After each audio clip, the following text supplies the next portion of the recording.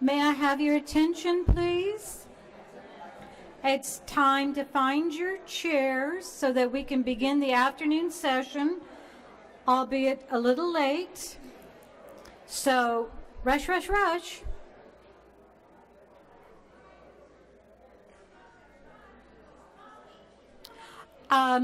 Keep talking. Oh, that's not hard to do.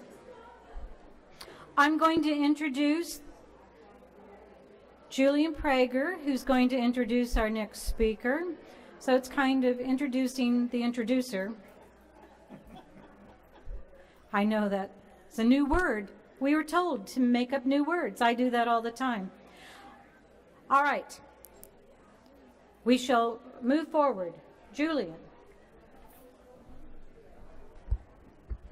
It's my pleasure to introduce our next speaker, Dr. Carter Corker. Those of you who have been at a presentation that she's done for us previously already understand why we both respect and admire her and why she is such a great spokesperson for USDA APHIS animal care. She speaks straight, she tells you what she doesn't know, and she tells you what she does, and she knows a lot. That's the same values that NAIA has. We're not going to tell you something we don't know is true, and we're not going to play politics with it. We're just going to let you know what's out there. On a personal note, I had the pleasure of working for Kay for 2 years, and I came to respect her even more during those 2 years working for her. She's a wonderful boss and a truly wonderful person. Okay, and just one other thing, just for her, Kay likes to say that I'm the kind of person who finds the peas in the under the mattress, and I want to tell you that she does the same thing. We don't actually look for the same type of pea, but we're both looking for those peas so that we can find the problems and correct them. Thank you, thank you, thank you.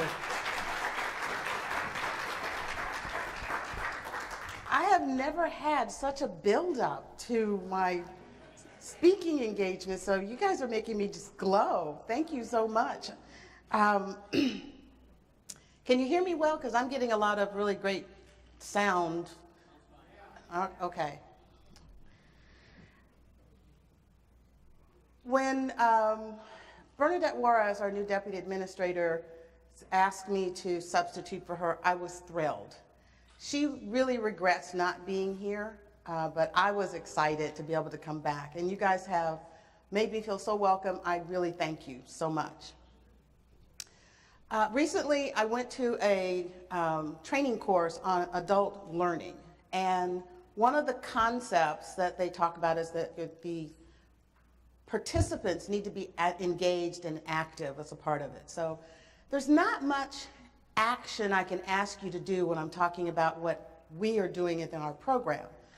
But one of the things that they say is adults only retain attention for about 10 minutes, and then they kind of drift off in another thought, and they need anticipation. So I've got a double issue here. One, it's after lunch.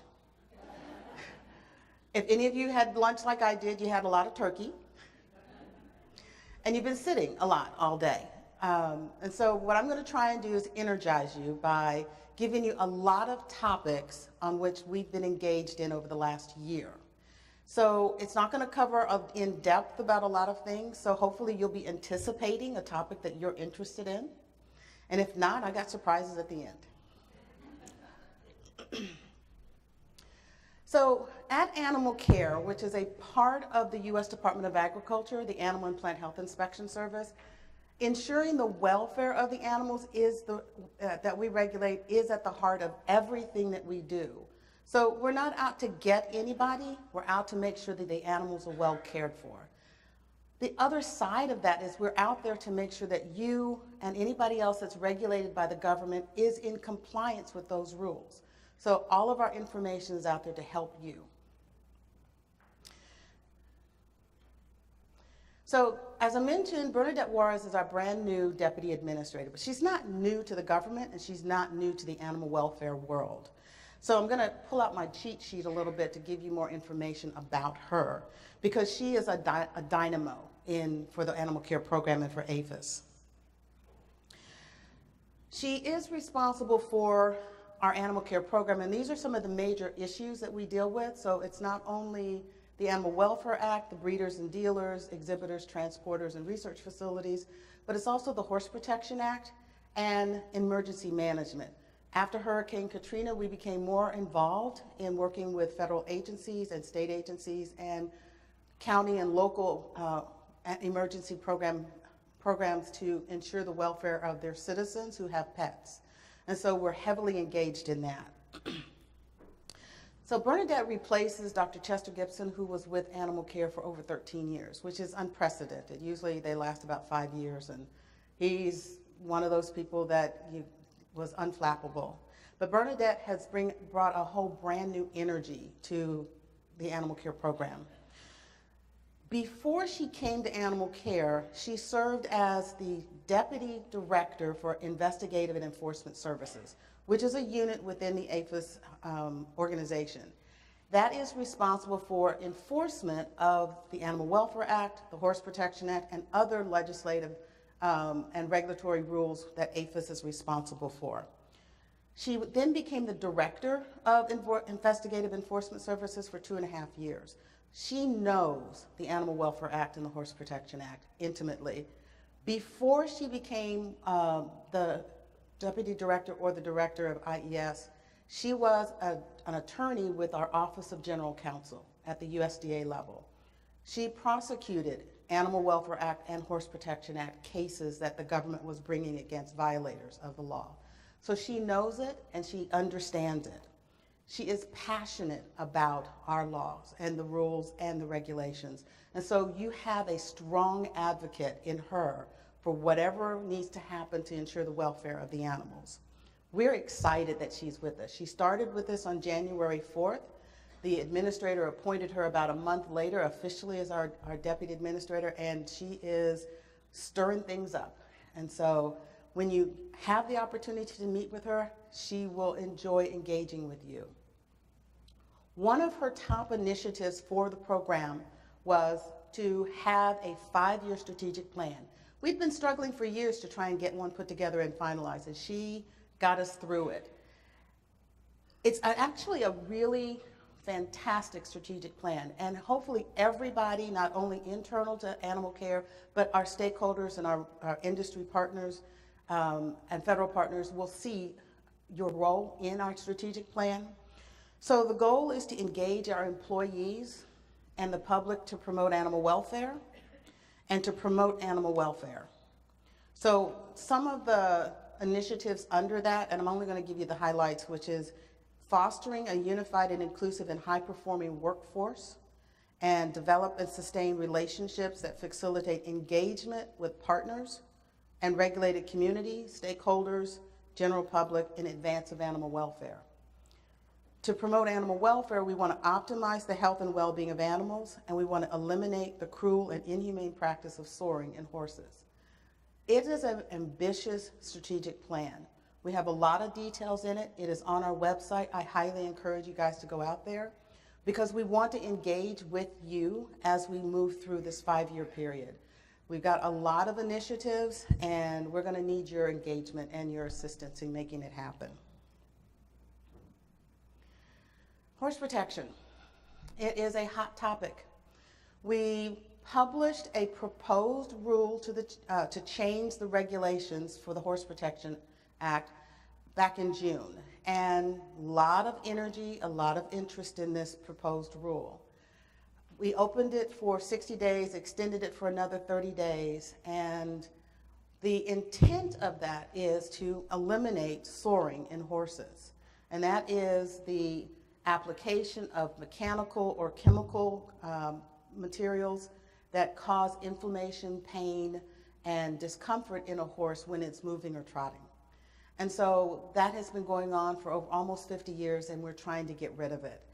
And so one of the things that we are doing in that proposed rule is to oversee the inspectors that would be looking at these horses at these horse events.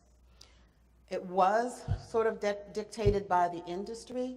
We're taking it away from the industry and saying it's not working. We're going to ensure that the training and the oversight of the inspectors is consistent and unbiased. The other thing that we're doing to try and eliminate soring is to remove and prohibit the use of substances and action devices and pads on these horses. Is it controversial? Yes. The comment period closed on October 26th, and on that date we had received over 130,000 comments. So we're in the process of reviewing all of those comments as we were doing from the day one. And so I don't know what the department is going to do, but it's a highly monitored initiative all the way to the secretary's level. And so it is one of the administrator of APHIS's top 10 initiatives to ensure that we reduce soring by at least 50%. This rule is a part of that process. So it is one of the hot topics. We do a lot of transparency, not only because the Obama administration required agencies to be more transparent, but animal care has always been transparent. Back in 2011, we realized that we were getting overwhelming number of Freedom of Information Act requests for our records, particularly our Animal Welfare Act inspection reports. So we did get some guidance from the Office of General Counsel or General Counsel to say that you can post those because they're frequently requested documents. And so we created a part of our website in which you could go to part of our database, the public side of it, and get a copy of the inspection reports and also some data that you might be looking at. So if you wanted to know how many dog breeders there were in Michigan, you just put in those kind of criteria and you could pull up that information. Well, with the advent of technology, and it's forever progressing, we had security risk that we needed to address. We also had some inherent problems in the database. Now, this is a database that our inspectors and our program uses to maintain our information. So we needed to rebuild it. So we had a new operating system, we rebuilt the system, and we deployed it. Every time you deploy something new, there are glitches. And we had two parts of this that we were working with. And so the public side of it is faster and it's easier to use, but it has some inherent glitches to it, so we're still working through those. So if you've been looking through our search tool, you'll probably have experienced some of it. And we're absolutely open to getting feedback so that we can know what's not working for you and make those corrections. But we're excited about this being done because it was a very, very intense, very labor and resource intense project, and it was deployed. And so it's not only deployed to you, the public, it's deployed to our employees, and so that they know how to use it. It's a brand new system for them to put in their inspection reports, to understand how to know where they're going to be going next, and all of those components to it. So we were successful at that part of it. With the advent of the new database, there are a couple little tweaks that we made that made changes to it. So what you'll see when you look at our Animal Welfare Act inspection reports is some new terms that you hadn't seen before. They existed for us, but now the public and the industry is seeing it. And so they're showing up on the inspection report. So we put out a notice to let everybody know what it means. When we do an inspection, or let's say a person is applying for a license with us, they have to go through a pre-license inspection before they can get their license. And there's several steps to that. Well, that label is on the inspection report that's a pre-license inspection. Those are not visible to the public until they actually get their license and their certificate number.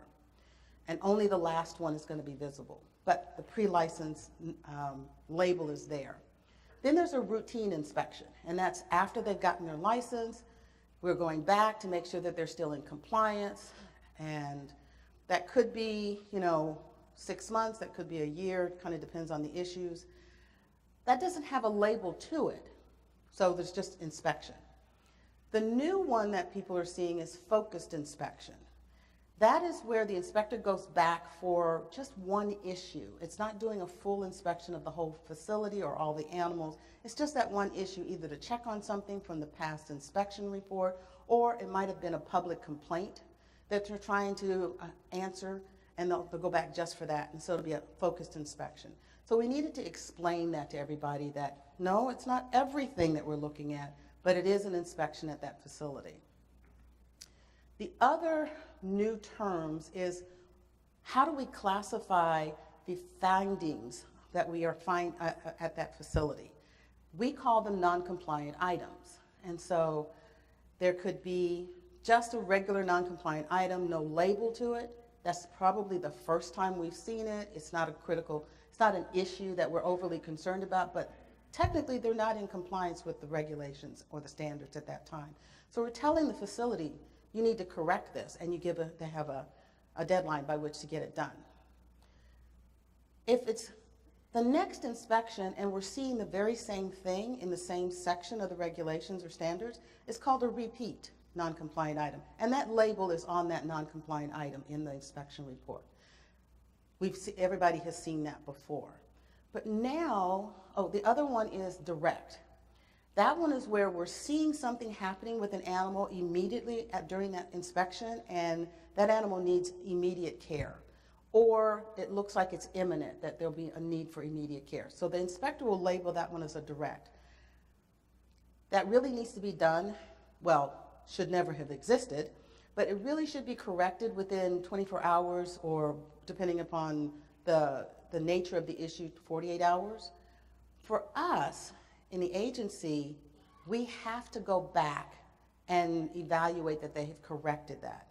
We have a timeline of 45 days, but our inspectors are going back much sooner than that. And that's more of a political kind of issue that we've been dealing with, but we're actually on top of those types of non-compliant items. The other label, which is new, is a critical non-compliant item. Directs are critical. And critical is more of, this is really, really bad. Directs are bad, fraudulent records are bad, operating without a license is bad, operating with a revoked or suspended license is bad, not having a complete IACUC for a while. Those are really critical issues, and we'll label those. What it does, not only it communicates to the facility operator that you are really not in compliance, but it also helps us with our scheduling.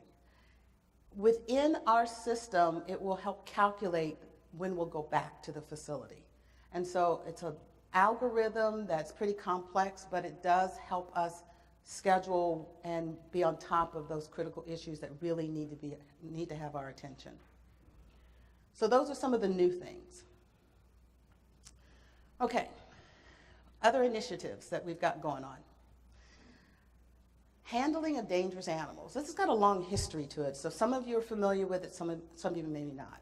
But back in 2012, a coalition of exhibitors petitioned us and asked us to publish their petition to prohibit public contact with big cats, bears, and non-human primates.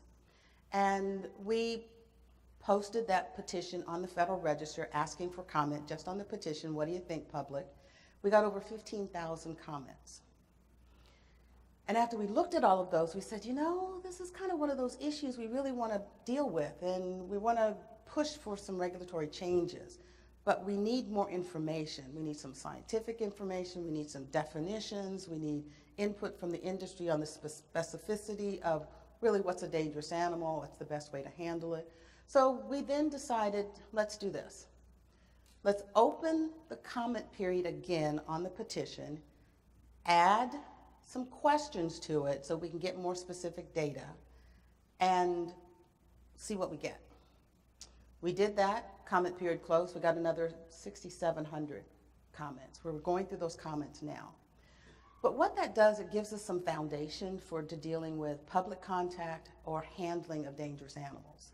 And we're really excited about working with that direction. We tried that about 10 years ago. It ran into some political kinds of glitches, but we're still passionate about making sure the animals are well taken care of, especially those that are the public might have contact with. One of the outcomes of those 15,000 comments was an opportunity to say, you know, we really need to give some guidance to the industry, to the public about the handling of neonate non-domestic cats.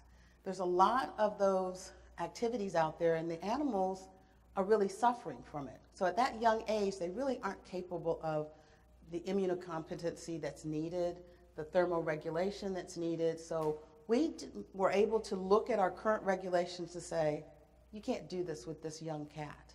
So we issued a letter to all of the affected licensees that had these animals that were doing this activity of having public contact with these young neonates. And we said, you can't. It would be a violation of it would be a non-compliant item if you were allowing the public to handle these cats and you weren't protecting them in the proper environment. So that's one of the great initiatives that we've gotten out of that petition so far. Dog-related issues, we got a lot of dog-related issues, and this is not all of them. I just sort of pulled the highlights of some of the things that we've been involved in. So everybody's familiar with the retail pet store rule that was published a couple of years ago. Well, we thought we were going to get maybe 2,300 to 3,500 new licensees. We were estimating that. Currently, we only have about 270 new licensees directly related to the retail pet store rule. One of the things that did, it opened up some clarification as to who or what activity actually requires a USDA license as a dealer. And there are a lot of activities out there that they don't realize that they're doing dealer activity. And so one of the things we're going to do is have an information campaign to encourage others to get a license, to be in compliance.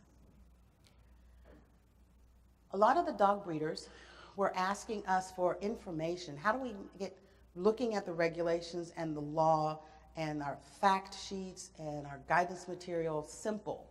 So we created a dog breeder's guide. And it includes, you know, just those sections of the Animal Welfare Act, those sections that deal with dogs in the regulations and the standards, and a lot of our fact sheets and technical notes. It includes that in that booklet. And we've issued about 700 of those booklets.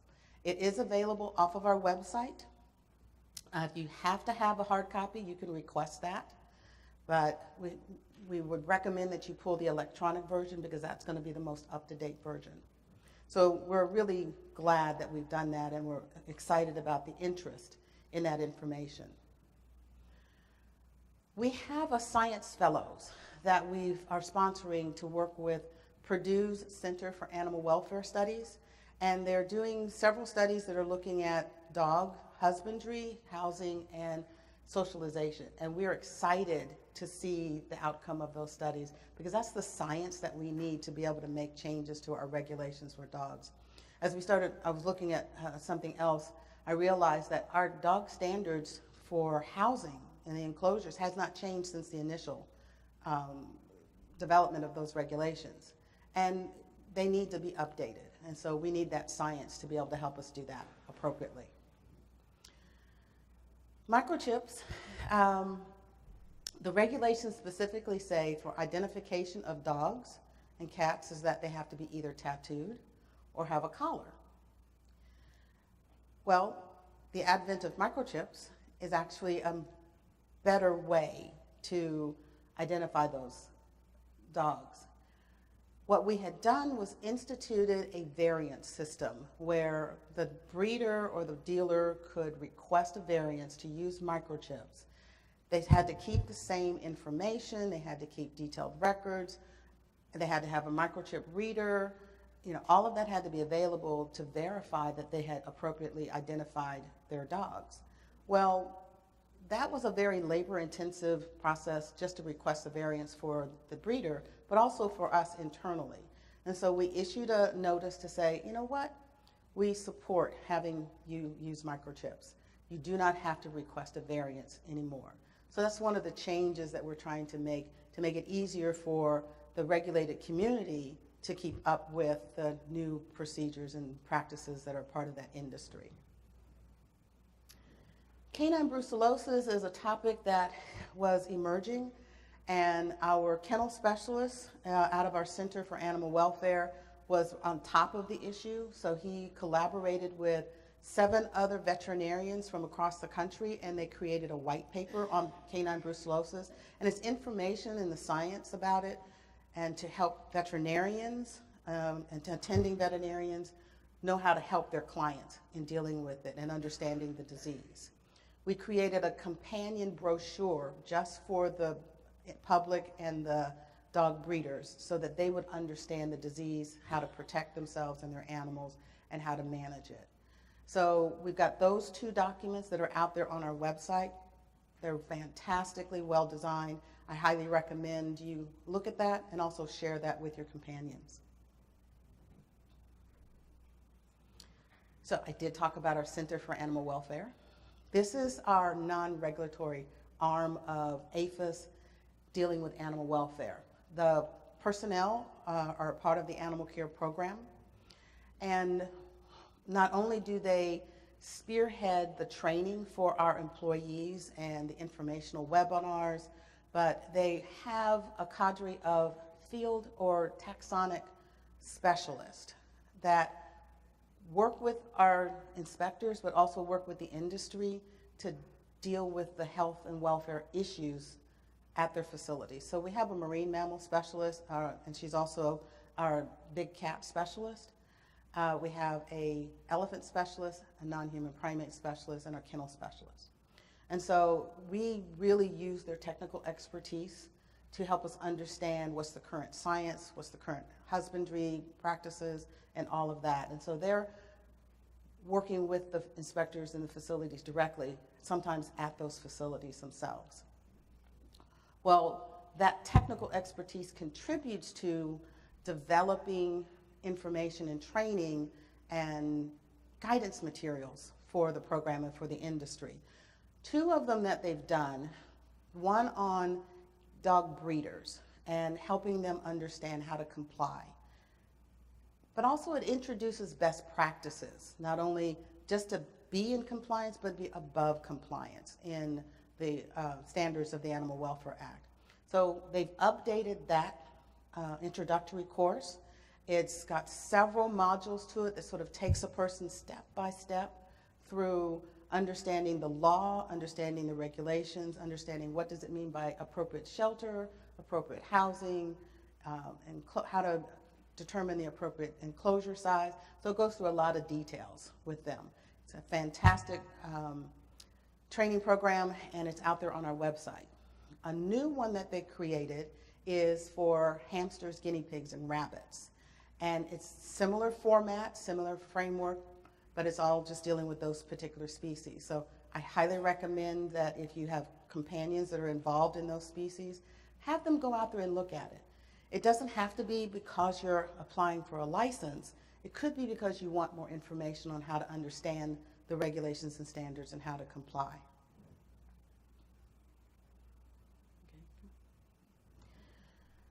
One of the things that we want to do is make sure that we're making decisions and communicating information based on good science. This was a tricky one for us. We recognized that dingoes and New Guinea singing dogs, back in '98 or something, we had issued a letter saying that they were classified as regular dogs. So what that means for us and for the industry is that which section of the standards would we be evaluating how you're caring for them? If it's a regular dog, Canis familiaris, then it would be under the dog standards. If it's something not Canis familiaris, it's going to be under the other species in subpart F, which is anything that's not a dog, a cat, rabbit, hamster, guinea pig, non-human primate, or marine mammal. And so that would be the same standards that we apply to giraffes and rhinos and elephants and peromyscus mice. So We looked at that, and we had a couple of questions come in from people in the industry to say, really, what taxon are they? And we looked at the taxonic science and said, oh, you know what? It's changed. So we issued a notice to say that they're now not Canis familiaris, they're Canis halastrum. And that's not what our regulations cover. So we said, you know what? Going to be looking under subpart F when we look at your facilities. Little did I know there were a couple of breeding organizations with Dingos and New Guinea singing dogs that felt that this had a negative impact on them. Even though their activity is not regulated under the Animal Welfare Act, it enlightened me to know that there was ramifications to it. So we're communicating with them as to what it really means. But that is one of the things that shows that we're trying to implement science into our decisions, whether it's regulatory or our alternatives to regulatory and instituting those types of solutions. Importation of live dogs is one of the newest rules that we had, and I had to pull out my cheat sheet because it was a really great activity that happened.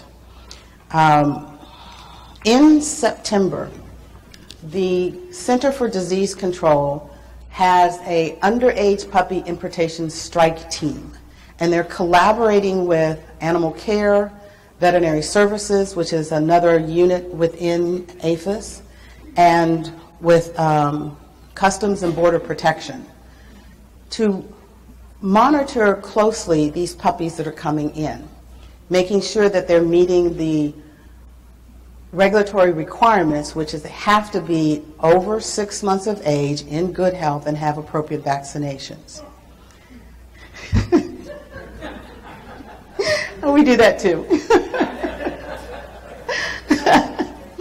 And so this was put together this past September, and on October 5th, the strike team was at the Port of Miami, and I just want to read a little bit of what the details were. They had a shipment, 5 shipments of puppies arriving from Colombia, South America, that contained 13 English and French bulldogs. 12 of them were determined to be less than 6 months of age. They reviewed rabies certificates that indicated falsification or unreliable information, and CDC denied entry to those 12 animals. 7 of the puppies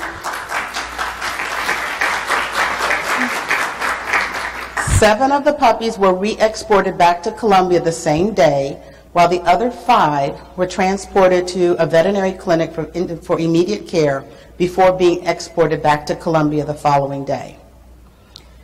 Local importers of the puppies were added to CDC's problematic importer and dog confinement denial list. And so this is ongoing, and they'll be doing a lot more of these and eventually expanding it to other ports. So it's a fantastic collaborative effort.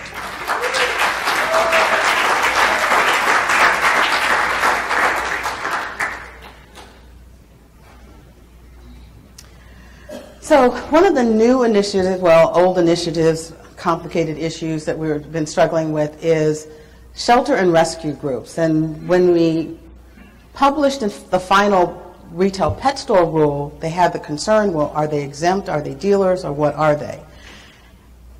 We don't classify you based on what you call yourself. We classify it based on what's in the regulations and how that activity is defined.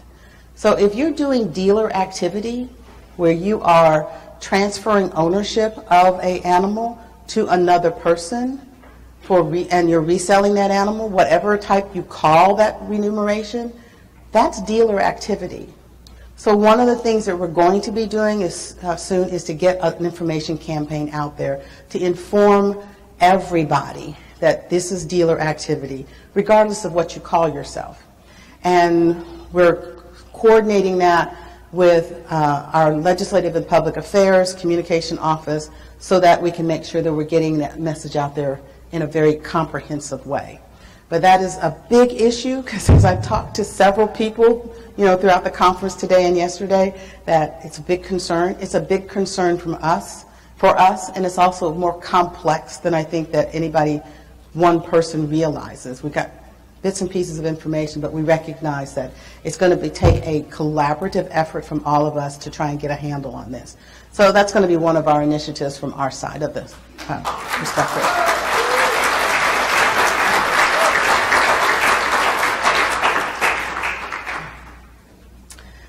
So for those who I didn't answer any of your questions, we have a new call center for Animal and Plant Health Inspection Service.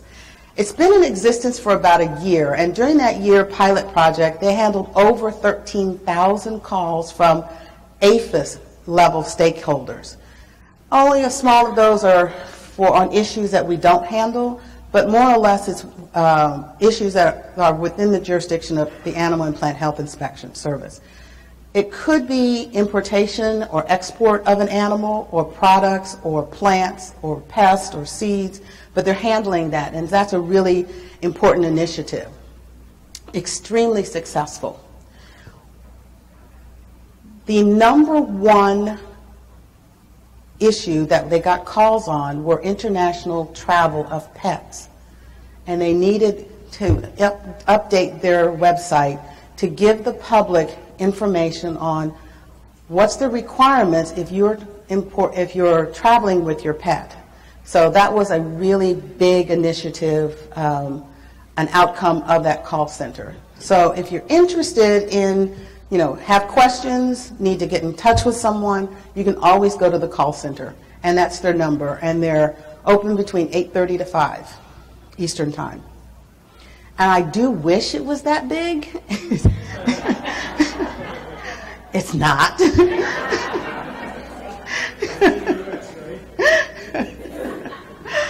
Okay, and if all else fails, you can call me. There's my email and my contact information. And I'll do my best to try and answer your questions or get it to the right person.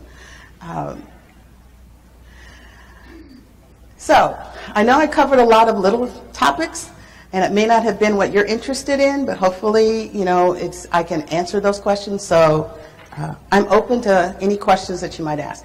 Please come to the mic. Please come to the mic.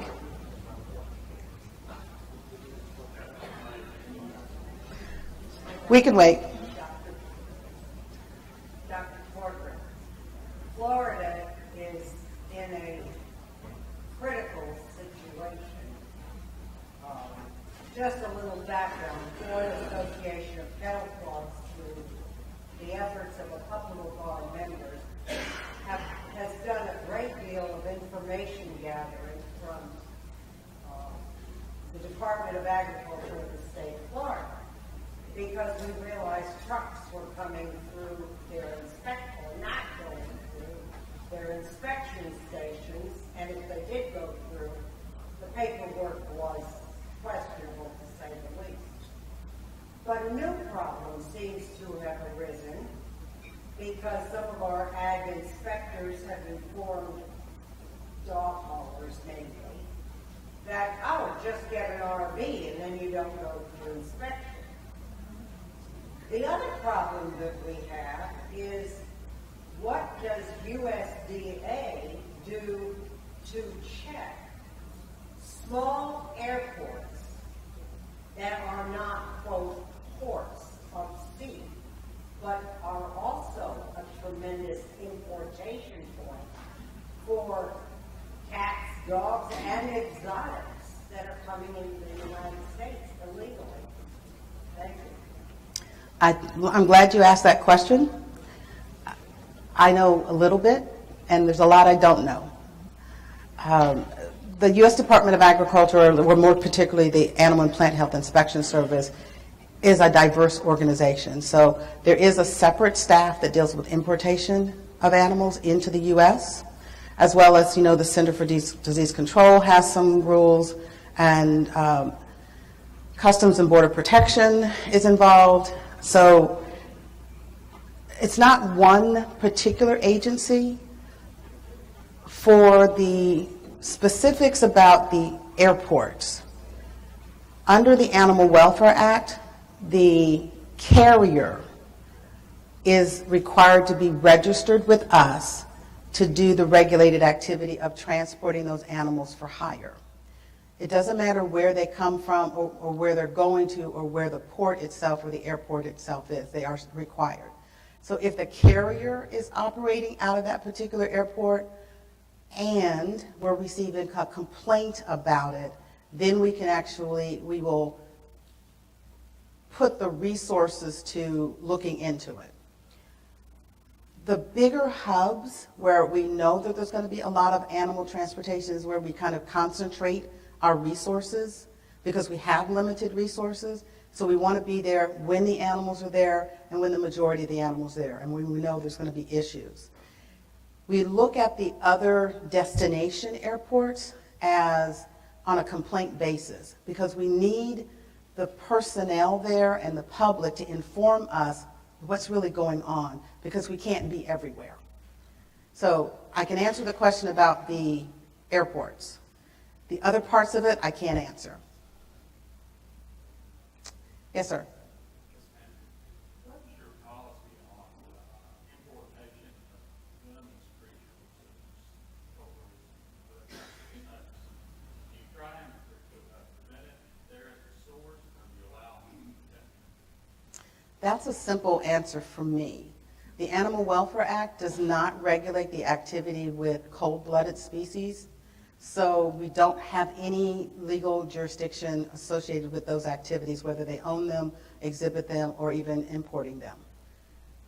So I would have to do some research to find out what other departments might, so if you could send me an email with your specific question, I'd be glad to try and look it up.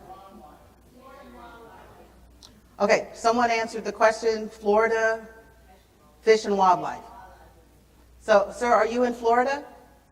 No, I'm in Texas. Okay, so then I would recommend the Texas Game and Fisheries. Okay. Yes, ma'am. In both the proposed handling rule and the proposed de minimis rule, the phrase dangerous animals was used a lot in relation to a wide variety of species. It applied to big cats, but they were also mentioning reindeer and camel. And it doesn't appear that there's a codified definition from the USDA of what constitutes a dangerous animal. And I know in the zoological community, when folks were putting together their responses in the most recent comment period, the concept of what constitutes a dangerous animal was one of the questions posed. Is there going to be a separate opportunity that we're looking toward where we can try to better explicate that? Because now that we have so many state laws, so many state laws in which we're looking at dangerous animals definitionally being a source of contention, trying to understand whether we're going to have a federal definition to also contend with is something that we're curious about. Two things. That is our goal, to have a definition of what's a dangerous animal. That's the reason why we asked the question. There's a little bit of difference. The proposal or what we published concerning public handling of public contact with or public handling of dangerous animals, that is actually a petition from the coalition asking us to develop regulations. So we do not have a proposed rule on that one. And so what we were looking for is input to help us draft a new proposed rule associated with that topic. So a part of that information would be the comments that we received on what others think is a definition, appropriate definition for dangerous animals. When we do propose actual regulatory changes, then there will be a draft rule that everybody will have an opportunity to comment on.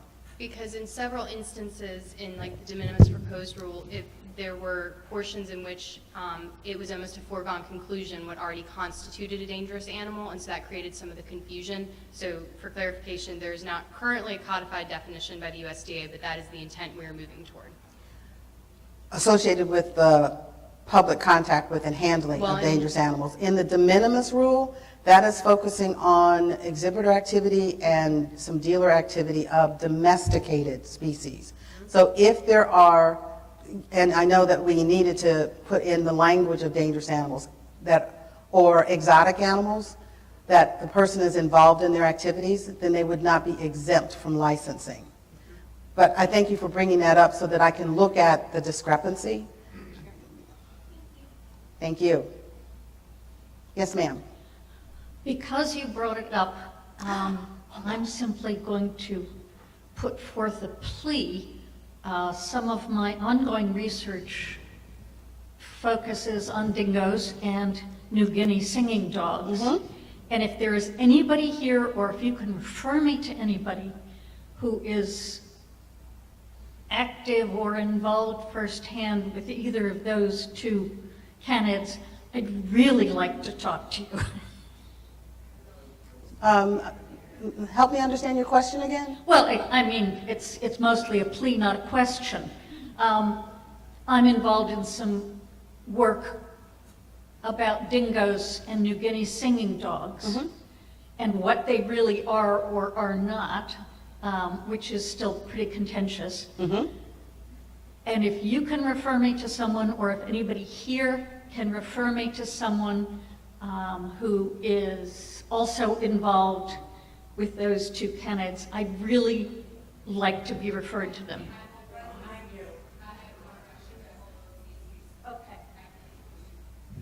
See, my work is done. Yes, ma'am. Yes, from my 30-year career in the federal government, from both the regulatory and the litigation side. Congratulations. Thank you. I'm retired, kind of. I know that there's a wide disparity between promulgating and creating a law and the enforcement of it. And in that regard, I applaud your comments today saying that you're going to get information out regarding what activities constitute dealer. But the fact of the matter is that virtually every rescue group right now, and I think it's going to be touched on later, does dealer activity. And they, while most of us breeders have immediately put up when that Retail Act came through, we don't ship our puppies over the internet, you have to come in. The rescue groups have ignored it. And so my question to you is, it's great to get the information out there, but what are you going to do in terms of oversight to make sure that these groups that actually are doing dealer activity come within the law and compliant? Right now, I believe it's probably complaint driven, and that's virtually unworkable. Because we're going, how do I say this? We need to get the information out to them and make it very clear to them that this is dealer activity. Once we have done that, then we are able to pursue more aggressively enforcement with those persons that we find out are doing that continued activity. So we have to sort of make sure we're getting the information out there clearly, and then we can go for more enforcement. But is that going to basically still be complaint driven? I mean, or would you promulgate further laws defining more clearly what activity is? I mean, I guess I'm more concerned about how you're going to implement it once you find out that the dealer activity is out there. Otherwise, other than us, somebody calling in saying this is dealer activity. I mean, the shelters and the rescue groups are clearly, as you pointed out, some of the major groups right now that many of us have a concern about that are ignoring the law. It'll be a combination of that, of how we pursue the individuals that we become aware of, whether it is by an internet search or whether it's by a complaint or whether it's knowledge about their activity. So it'll be also complaint driven.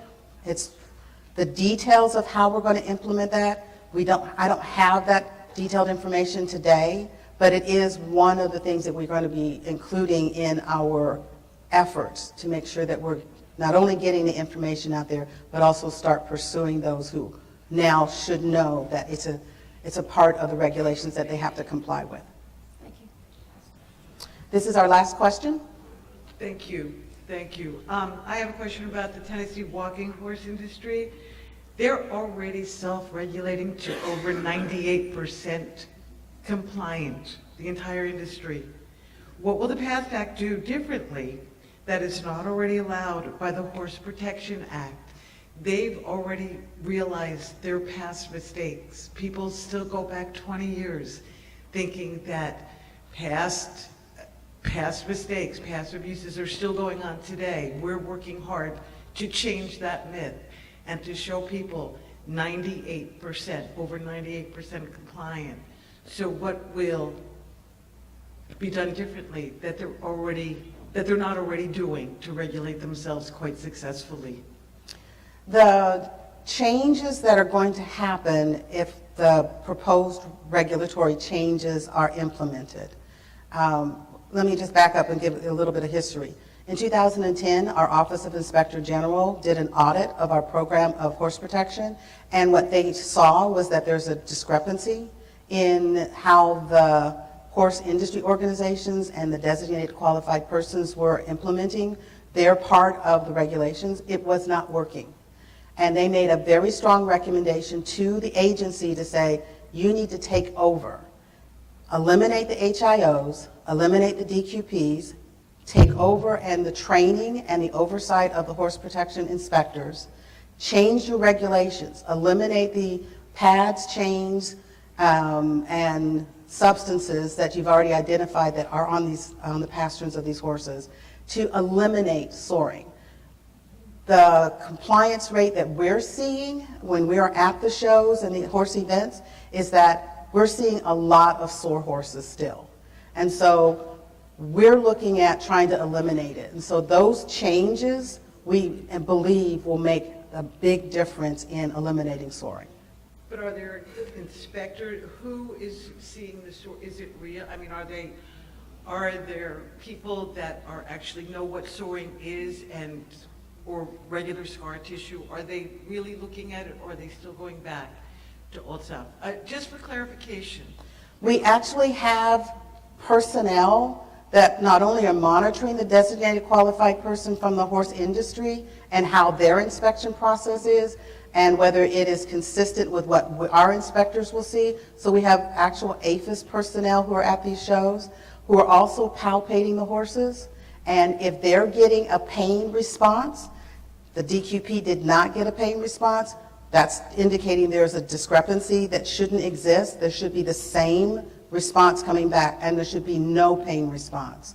So we do have personnel who are very trained, very knowledgeable about what to look for, and they've been doing it for several years. And so they're going to be heavily engaged in developing the training and oversight of the new horse protection inspectors. Thank you so much. You're welcome. Thank you so much, everybody.